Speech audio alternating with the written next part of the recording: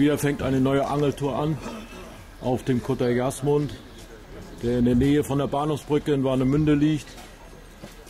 Hinterm Bahnhof, ungefähr 100 Meter entfernt, befindet sich ein Parkplatz.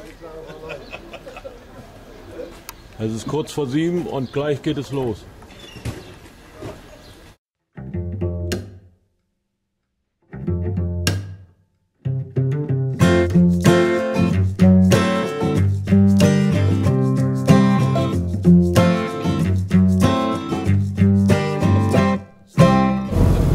Passieren will die Westmole von Warnemünde. Was habt ihr denn heute so für Erwartungen? Ja, meine Erwartungen. Dorsch satt. Ja, super. Immer nur Dorsch satt.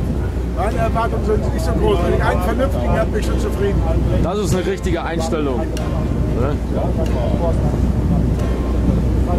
Es soll ja Spaß machen. Genau. Ja, Spaß, das Wichtigste ist sowieso der Spaß. Ja, es geht nicht darum, dass man was fängt, dass man dass man zusammen ist.